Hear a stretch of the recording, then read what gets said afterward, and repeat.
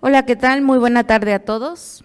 Legal Cloud MRCI y MRCI Magic les dan la más cordial bienvenida al módulo 5 del Diplomado en Actualización y Planeación Inteligente, API 2026. En esta sesión continuaremos con el desarrollo del diplomado a través del módulo Reformas en materia de juicio de amparo, un espacio de análisis fundamental para comprender los cambios recientes en este medio de defensa. Para dar inicio a esta sesión, a continuación realizaré la lectura de una breve semblanza curricular del maestro Luis David Coañavé, con la finalidad de conocer su trayectoria y experiencia profesional en la materia. El maestro Luis Coañavé es licenciado en Derecho por la Universidad Marista de Mérida y maestro en Derecho Penal y Amparo por la Universidad Modelo de Mérida, Yucatán. En el ámbito profesional, ha fungido como oficial administrativo en diversos órganos del Poder Judicial de la Federación y se desempeñó como secretario de Estudio y Cuenta en la Sala Colegiada Penal del Tribunal Superior de Justicia del Estado de Yucatán. Actualmente es socio director del despacho Coaña Aguirre Abogados, con sede en Mérida, Yucatán. En el ámbito académico, es profesor del Instituto Nacional de Ciencias Penales, INACIPE, y del Centro de Estudios Jurídicos Carbonell en la Ciudad de México. Asimismo, catedrático de posgrado en programas de maestría impartidos en la Universidad Marista de Mérida, la Universidad Modelo y la Facultad de Derecho de la UADY, entre otras instituciones. Es autor de las obras Curso Básico de Amparo, Manual del Juicio de Amparo, La Responsabilidad Penal de las Empresas y México, Garantismo o Derecho Penal del Enemigo. Desde 2019, la revista Defensa Fiscal lo reconoció como uno de los fiscalistas más importantes del país y destacó a la firma Coaña Aguirre Abogados como una de las más sobresalientes a nivel nacional. Así que les invitamos a recibirlos con un fuerte aplauso. Bienvenido, maestro. Gracias. Bien, pues primero que nada, muy buenas tardes a todos. Como siempre, pues muy contento, muy agradecido de poder estar una vez más aquí en la muy bella ciudad de Oaxaca, a la que, pues bueno, de manera también, pues de años anteriores, cómo ha venido principalmente evolucionando pues este mecanismo de control constitucional por excelencia en nuestro país.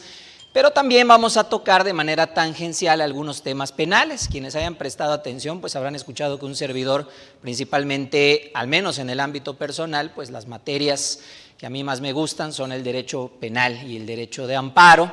Así que vamos a abordar también algunos tópicos que seguramente son de su interés, como el tema de la suspensión tanto provisional como definitiva en materia de amparo contra una posible prisión preventiva oficiosa o una prisión justificada, sobre todo en tratándose de temas que tienen que ver con delitos fiscales. Principalmente, pues ya sabemos, actualmente pues uno de los temas candentes, digamos, de la materia fiscal es precisamente el tema de los así denominados falsos comprobantes fiscales. Así que para hablar de las reformas que se dieron, sobre todo el último año en esta, pues yo creo que todos sabemos muy bien que es quizá, y a ver, ojo, esto lo digo sin el ánimo de decir, pues seguramente porque va a venir a hablar de amparo, nos va a decir esto, ¿no? Pero a ver, yo creo que todos sabemos la importancia que tiene el juicio de amparo en materia jurídica en nuestro país. Creo que somos conscientes de que uno puede ser un excelente abogado fiscalista, un excepcional abogado penalista, civilista, mercantilista, agrarista o lo que ustedes quieran, pero si no sabes amparo, pues la realidad es que pues tienes la mitad prácticamente, porque sabemos que dada la manera en que está configurada en nuestro país el sistema jurídico y también el sistema judicial, desde luego, pues la materia de amparo al final del día terminan confluyendo la gran mayoría de las materias en ella. Los cambios pues al final terminan impactando desde luego los temas en materia de amparo, claro, porque el juicio de amparo funge en muchas ocasiones como una especie de, digamos, la última instancia, ¿no? En gran parte de los litigios que se dan en este país, razón por la cual pues siempre abordar los temas en materia de amparo resulta de suma trascendencia. Y creo que además todos también somos conscientes de que históricamente en nuestro país el juicio de amparo pues, ha tenido una importancia de más de 180 años. Sabemos que incluso el juicio de amparo en su momento pues, fue considerado una aportación que se hizo de México pues, prácticamente hacia el mundo, hacia la comunidad jurídica. En su momento, cuando fue creado el juicio de amparo, pues no había algo similar en la gran mayoría de los países, por ahí quizá algunos antecedentes en algún país, pero la realidad es que sí fue, digamos, una especie como de aportación. Ahora, independientemente de esto que acabo de mencionar, lo cierto es que el juicio de amparo, principalmente en los últimos años, principalmente en los años de 2011 a la fecha, aquí estoy tratando únicamente de poner la presentación, pero veo que desapareció, no sé si por ahí me pudieran apoyar porque creo que no funciona. Independientemente de esta evolución histórica de más de 180 años, pues lo cierto es que el juicio de amparo concretamente en México ha tenido una muy ingente evolución a partir del año 2011, creo que todos somos conscientes. Veo a muchos jóvenes por acá que seguramente no les tocó en su momento pues este tema de la reforma constitucional en materia de derechos humanos, en materia de amparo, en materia penal que se dio entre los años 2008, 2011. Seguramente ustedes pues ya nacieron, digamos, a la vida jurídica ya con estas reformas dadas. Para los que ya estamos un poquito más grandes, pues a nosotros sí nos tocó, ¿no? Esta época transicional, digamos, que se dio en el año 2011, un cambio que en su momento pues fue, digamos, bastante fuerte para la manera en la que entendíamos nosotros el sistema jurídico mexicano, hay que decirlo de esa manera, ¿no? Antes de la reforma del año 2011, entendíamos de una manera el sistema jurídico en nuestro país, y después del año 2011 ya lo comprendimos de una manera muy diferente. ¿Por qué? Hay que recordar, el año 2011 marcó un hito en su momento.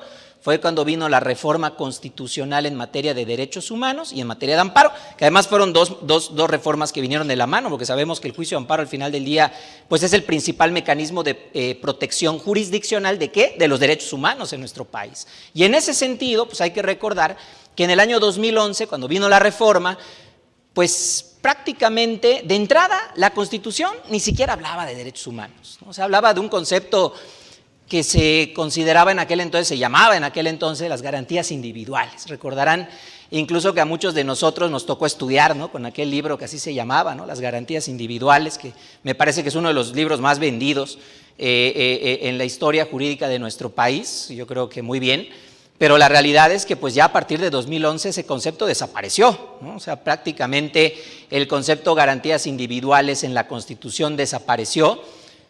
Lo digo porque de repente me llama la atención, ¿no? Que de repente todavía en algunas universidades les piden el libro de garantías individuales y es un concepto que ya no está. Pero bueno, lo cierto es que junto con ese cambio que podría parecer meramente semántico, aunque en realidad no lo es así, vino aparejado una serie de modificaciones al juicio de amparo en aquel entonces, como por ejemplo, se introdujo por vez primera, y lo digo porque lo vamos a ver ahorita, conceptos como el interés legítimo.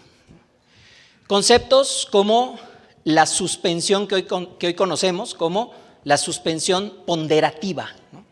Conceptos como, por ejemplo, en su momento también, digamos, fue ciertamente novedoso, por vez primera hablar de la posibilidad de hablar del amparo que se tramita por la vía electrónica, ¿no?